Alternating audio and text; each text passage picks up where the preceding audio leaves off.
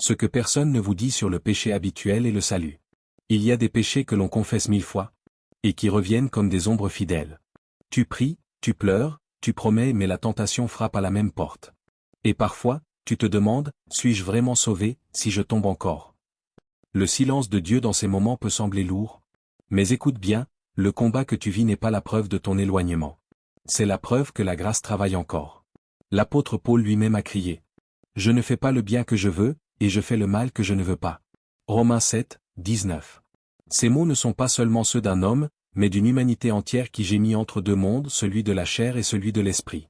Paul, l'apôtre des nations, n'écrit pas ici en théologien froid, mais en combattant blessé. Il dévoile la tension brûlante que tout croyant porte en lui, le cœur veut Dieu, mais la chair cherche l'ombre. Il y a en nous un champ de bataille invisible. L'esprit souffle vers la lumière, la chair s'accroche à la terre.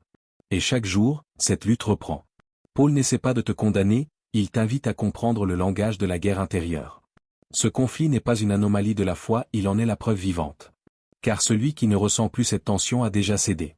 Mais celui dont l'âme tremble entre le bien et le mal, celui qui pleure sur sa chute, celui-là porte en lui le signe du Saint-Esprit. La chair convoite contre l'esprit, et l'esprit contre la chair, ils sont opposés entre eux. Galates 5, 17. Cette opposition n'est pas la fin de ton salut, elle en est la forge. C'est dans la friction que la foi devient feu, et dans la résistance que la grâce devient force. Regarde comment Dieu agit, il ne t'arrache pas à la bataille, il t'équipe. Il ne supprime pas la tentation, il te donne la puissance de la traverser. Il ne te promet pas une chair sans faiblesse, mais un esprit capable de dompter la tempête. Celui qui est en vous est plus grand que celui qui est dans le monde. 1 Jean 4, 4. Ces mots sont un décret spirituel. Ils rappellent que le combat intérieur n'est pas un combat d'égal à égal. Le mal rugit, mais le Christ règne. L'ennemi accuse, mais le sang parle mieux que la voix du péché. Le monde attire, mais l'esprit habite et rien ne peut déloger celui qui a pris demeure dans une âme décidée à l'y appartenir. Pourtant, la confusion vient souvent d'ici, tu crois que parce que tu luttes encore, tu es vaincu.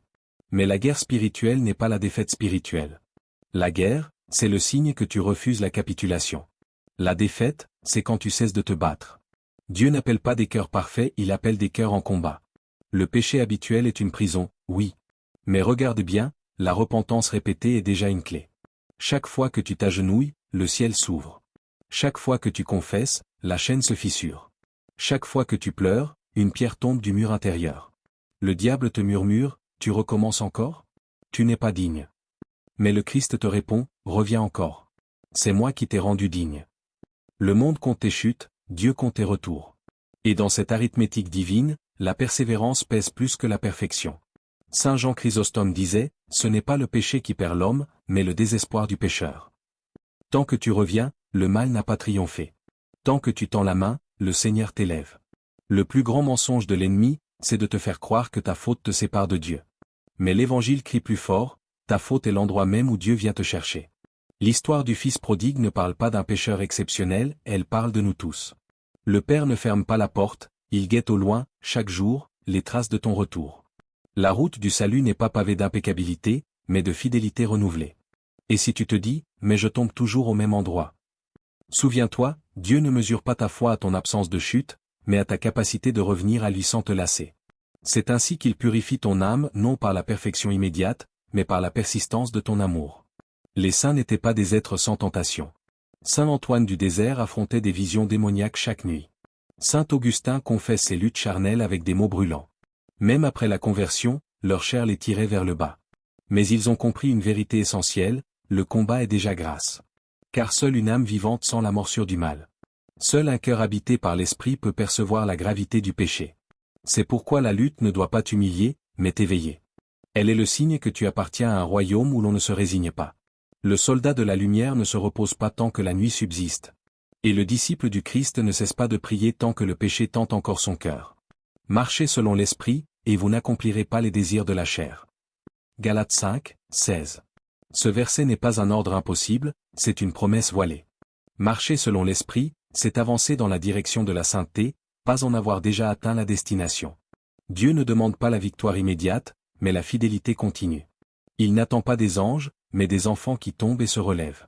Et chaque pas vers lui, même chancelant, est un pas de victoire. Parce qu'au fond, la sainteté n'est pas un état, c'est une direction. Et celui qui avance encore, malgré la lutte, malgré la honte, malgré la peur. Celui-là a déjà choisi son camp. Ton âme est fatiguée, je le sais. Fatiguée des promesses brisées, fatiguée de l'écho du péché qui revient chaque nuit comme une marée sombre. Tu t'es levé 1000 fois, et 1000 fois tu es tombé. Et maintenant, même ton souffle te semble lourd, comme si chaque prière portait le poids de ton passé. Tu portes la honte comme une armure brisée et une protection inutile, lourde, rouillée par les regrets. Tu marches dans le silence de Dieu en espérant qu'il te regarde encore. Et parfois, tu doutes. Tu doutes de ta valeur, tu doutes de ta foi, tu doutes même de ton salut. Mais écoute, le doute n'est pas la fin de la foi, il en est le cri. Car seule une âme vivante s'interroge encore sur sa lumière. Regarde-toi sans peur. Sous la poussière, la semence de la foi respire encore. Elle n'est pas morte, elle attend la pluie. Elle attend le moment où ton cœur se souviendra que, même s'il tremble, il bat encore pour le ciel. Saint Augustin disait. Nos cœurs sont sans repos tant qu'ils ne reposent en toi. Tu le sens, n'est-ce pas? Ce tiraillement au fond de toi, cette nostalgie silencieuse du divin? Tu essaies de remplir ce vide avec des choses, des gens, des distractions mais rien ne tient. Parce que ton cœur n'a pas été fait pour ce monde. Il a été façonné pour l'éternité, calibré pour la présence de Dieu. Et tout ce qui n'est pas lui finit par te laisser vide. C'est pour cela que la paix te fuit dans le péché. Ce n'est pas parce que Dieu te rejette. C'est parce que ton cœur est déjà réclamé. Tu appartiens à un autre royaume, et ton âme refuse de se contenter d'un trône de poussière. Il y a en toi une guerre invisible entre le confort du péché et la douleur de la transformation. Et cette douleur, n'est pas une punition. C'est une naissance. Le feu intérieur qui te consume n'est pas une malédiction. C'est la forge de Dieu. Tu sens cette brûlure? Ce n'est pas la colère divine, c'est la friction de la grâce contre ta résistance. C'est le marteau de l'esprit qui frappe ton âme pour lui redonner forme. Chaque éclat, chaque fissure, chaque cicatrice devient un passage par lequel la lumière peut entrer. Regarde la braise dans ton cœur. Elle semble faible, mais elle n'est pas éteinte. Le péché souffle dessus pour l'étouffer, mais la grâce souffle pour la ranimer. Et dans ce combat silencieux, quelque chose en toi apprend à respirer différemment. Tu apprends à espérer même quand rien ne change encore. Tu apprends à te relever, non parce que tu es fort, mais parce que quelqu'un en toi refuse de te laisser tomber. Parfois, tu te demandes pourquoi Dieu ne t'arrache pas simplement à cette lutte. Pourquoi il te laisse ressentir la douleur, la honte, la peur. Mais le potier ne jette pas la terre tant qu'elle n'est pas façonnée. Il la tourne, il la presse, il la brise parfois mais toujours pour lui donner forme. Et si cette fatigue était le signe que Dieu te travaille encore? Et si tes larmes étaient la preuve que ton cœur n'est pas devenu de pierre? L'Esprit de Dieu ne fuit pas les cœurs en ruine, il s'y installe. Parce que c'est là que la gloire devient visible. Il ne brisera pas le roseau froissé, et n'éteindra pas la mèche qui fume encore. Ésaïe 42, 3. Tu es ce roseau, fragile mais debout. Cette mèche, tremblante mais encore allumée. Dieu ne t'abandonne pas dans ta faiblesse, il s'y révèle. Chaque fois que tu crois avoir touché le fond, c'est lui qui t'attend là, pour t'apprendre à regarder le ciel d'un autre angle. Et si le péché t'a humilié, que la grâce t'élève sans bruit. L'humilité née de la chute est plus précieuse aux yeux de Dieu que la fierté née de la réussite. Ce que tu appelles défaite, le ciel l'appelle transformation. Ne méprise pas le feu intérieur. Ce n'est pas un enfer, c'est un atelier. Là où ton ancienne nature brûle, ta vraie nature se révèle. L'or ne devient pur qu'à travers la fournaise. Et Dieu, l'artisan éternel, sait exactement combien de temps ton âme doit rester au feu. Ce que tu ressens maintenant, cette tension, cette honte, cette fatigue, n'est pas le signe que Dieu t'a quitté, mais le signe qu'il t'approche. Car il n'entre jamais dans une âme sans déranger tout ce qui s'y oppose. La paix viendra, mais pas avant la refonte. Ton âme soupire, ton cœur résiste, mais l'esprit insiste. Et chaque souffle, chaque larme, chaque instant de lutte devient une prière silencieuse. Façonne-moi encore, Seigneur. Même si je ne comprends pas, ne me laisse pas redevenir ce que j'étais. Et le feu continue. Il brûle, il purifie, il éclaire. Et toi, lentement, tu deviens ce que tu étais destiné à être. Une âme forgée dans la tempête, mais gardée dans la lumière. Alors lève-toi. Lève-toi même si tes jambes tremblent. Lève-toi même si ton cœur est fatigué, même si la honte te colle à la peau. Lève-toi, car rester couché, c'est offrir à l'ennemi une victoire qu'il n'a pas méritée. Ne te contente pas de demander pardon. Le pardon n'est pas un geste passif. Le pardon n'est pas un mot murmuré au hasard dans la pénombre. Le pardon est un feu qui doit consumer ce qui t'enchaîne, et ce feu ne peut s'allumer que si tu cherches la transformation. Prier pardonne-moi sans changer, c'est passer à côté de la puissance de Dieu. Il ne veut pas seulement laver ton passé, il veut façonner ton futur. Il veut que tu sois un guerrier de lumière, un soldat de l'esprit, quelqu'un dont la foi ne peut être brisée par le vent ou le mensonge. Coupe les chaînes qui t'attachent. Pas demain. Pas la semaine prochaine. Maintenant. Ferme les portes par lesquelles l'ennemi s'infiltre. Change l'atmosphère de ta vie. Chaque mot que tu prononces, chaque choix que tu fais, chaque action, devient un mur, une frontière, un bouclier. La grâce n'est pas un coussin doux où tu peux t'endormir. La grâce est une force vivante. Une puissance qui t'arrache à ce qui te détruit. Qui te soulève quand le monde te rabaisse. Qui te met debout quand tu trembles encore. Résistez au diable, et il fuira loin de vous. Au Jacques 4, 7. Ces mots ne sont pas une suggestion, ce n'est pas un conseil poli. C'est un ordre. Un mandat de puissance. Chaque fois que tu respires, choisis de résister. Chaque fois que tes pensées veulent t'entraîner vers le bas, choisis de résister. Chaque fois que tes émotions veulent céder au découragement ou au mensonge, résiste. Chaque prière devient un acte de guerre. Chaque larme que tu verses est un projectile lancé contre l'ennemi. Chaque effort, même minime, même presque invisible, est une frappe de ton âme contre le royaume des ténèbres. Ne sous-estime jamais le poids de ton courage spirituel. Ce que tu crois insignifiant, Dieu le compte dans les registres du ciel. Ta discipline, ta persévérance, ton refus de céder, deviennent un témoignage vivant que la lumière peut triompher malgré l'obscurité. Même si tu tombes, ne reste jamais au sol. Ne t'attarde pas sur la douleur, ne te complais pas dans l'échec. Lève-toi, encore et encore. Parce que le Christ ne s'est pas relevé du tombeau pour que tu restes couché dans la poussière de ton péché. Il a vaincu la mort pour que tu marches dans la puissance de la vie. Il a ouvert le ciel pour que tu ne marches jamais seul, même dans la bataille la plus sombre. Imagine ton esprit comme un champ de bataille. Chaque tentation est un ennemi qui approche. Chaque peur, chaque doute, chaque regret est une embuscade. Mais tu n'es pas seul. Le Saint-Esprit est ton commandant, tes armes sont la foi et la parole de Dieu. Ton bouclier est la prière, ton casque est l'espérance, ta lance est la détermination. Ne permets jamais que l'ennemi s'installe dans ton cœur par la passivité. Ne laisse pas le découragement devenir ton compagnon de route. Ne permets pas que la peur dicte tes choix. Chaque instant que tu choisis de te battre, chaque fois que tu refuses de céder au péché ou au doute, tu écris une victoire dans le royaume des cieux. Parfois, ce combat est silencieux. Il se joue dans tes pensées, dans tes émotions, dans ces moments où personne ne te regarde. Mais ce sont ces moments qui définissent ton courage. Car le véritable soldat ne combat pas seulement sur le champ visible. Il combat dans le secret, là où les tentations sont les plus fortes, là où la chair crie le plus fort, là où le monde ne voit rien. La discipline spirituelle n'est pas confortable. Elle n'est pas douce, elle n'est pas facile. Elle mord, elle brûle, elle pousse tes limites. Mais c'est précisément là que Dieu agit. Chaque effort, chaque refus de céder, chaque marche dans l'obéissance devient un renforcement invisible, une armure que l'ennemi ne peut percer. Alors élève ta voix. Élève ton cœur. Élève tes mains, même si tes genoux tremblent. Dis au diable, je ne tomberai pas, car celui qui vit en moi est plus grand que toi.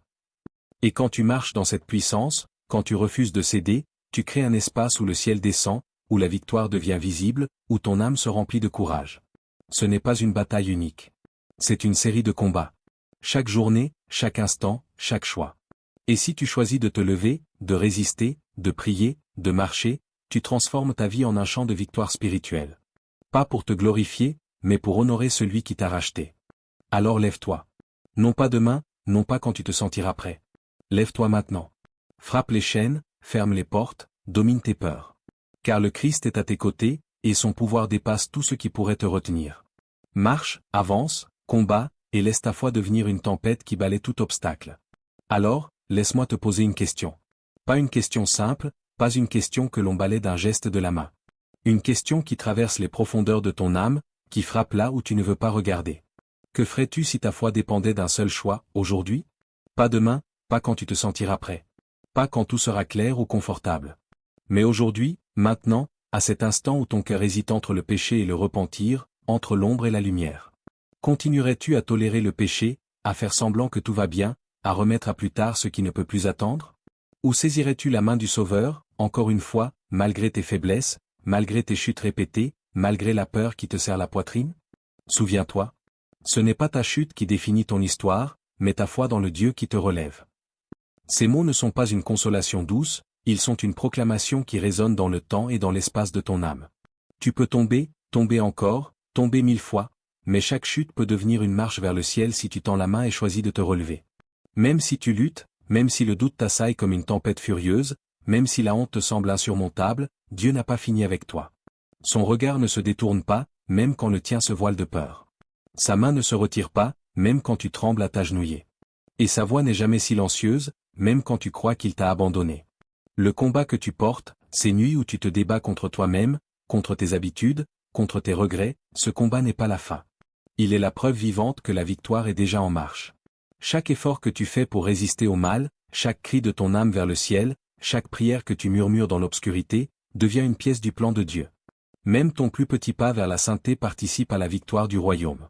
Parce qu'en Christ, le pardon n'a pas de limite. La grâce n'a pas de fin. Il n'y a pas un seuil que tu franchis et au-delà duquel Dieu cesse de t'aimer. Il n'y a pas un nombre de fautes accumulées qui pourrait t'éloigner de sa miséricorde. Chaque larme, chaque repentir, chaque retour vers lui est un rappel que sa patience est infinie et que son amour est inébranlable. Et imagine un instant ce que cela signifie. Le péché qui te hante aujourd'hui, celui qui t'assombrit le cœur et te fait craindre la lumière. Ce péché, demain, dans la perspective de Dieu, peut devenir ton témoignage. Ta honte peut devenir ton arme. Tes blessures peuvent devenir des marques de gloire. Tes combats peuvent devenir des hymnes de louange silencieux mais puissants.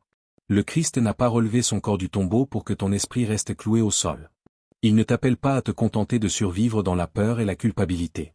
Il t'appelle à marcher dans la lumière qu'il a percée pour toi. Il t'appelle à transformer chaque chute en un pas vers la maturité, vers la force intérieure, vers la liberté qui ne peut être arrachée par le monde ni par l'ennemi. Et si tu te demandes encore si tu es capable, si tu te dis que tes chutes sont trop nombreuses, que ton cœur est trop faible, que ton passé est trop lourd, écoute ces mots. La puissance de Dieu agit dans ta faiblesse. Là où tu es brisé, il reconstruit. Là où tu es épuisé, il renforce. Là où tu es aveugle, il éclaire. La grâce n'est pas passive. Elle ne se contente pas de te pardonner, elle t'élève, elle t'enflamme, elle te transforme. Elle te tire hors du piège de tes habitudes, de tes regrets, de ton passé, et te place là où l'esprit peut agir pleinement. Alors aujourd'hui, à cet instant précis, quelle sera ta réponse? Fermeras-tu ton cœur, reculeras-tu dans l'ombre de tes vieilles chaînes, ou choisiras-tu de tendre la main et de laisser Dieu continuer son œuvre en toi? Saisiras-tu l'opportunité de renaître dans la foi et la liberté, malgré les doutes, malgré la peur, malgré tout ce que le monde te dit de croire impossible? Chaque souffle que tu prends peut devenir une prière silencieuse de victoire. Chaque pensée peut être un acte de courage. Chaque geste, même le plus petit, peut être un pas vers la délivrance. Et souviens-toi, le récit de ta vie n'est pas achevé. Le chapitre qui te semble sombre aujourd'hui est seulement une partie de l'histoire. Le Dieu qui te relève écrit avec patience et avec amour, et ce chapitre, même dans ses luttes, contient déjà la promesse de rédemption, de gloire et de triomphe. Un jour, le péché qui te hantait deviendra l'exemple vivant de sa miséricorde. Ta faiblesse deviendra la preuve de sa force. Tes chutes deviendront des témoins silencieux de sa fidélité. Et ton cœur, même brisé et usé par la lutte, sera le lieu où la lumière a pénétré, inébranlable et éternelle. Alors aujourd'hui, choisis. Choisis de te lever. Choisis de marcher. Choisis la main de Dieu. Et même si tout semble perdu, même si la bataille continue, sache que la victoire est déjà en toi, que le chemin est déjà tracé, et que le Seigneur ne cesse jamais de t'appeler vers la lumière. En conclusion, le feu que tu ressens n'est pas celui du jugement. C'est celui de la purification. Dieu te forge et chaque cicatrice devient un sceau de sa fidélité. Le juste tombe cette fois, et se relève. Proverbe 24, 16. Alors relève-toi encore. Car celui qui persévère dans la foi verra la gloire de Dieu. Partage la vidéo et marque j'aime.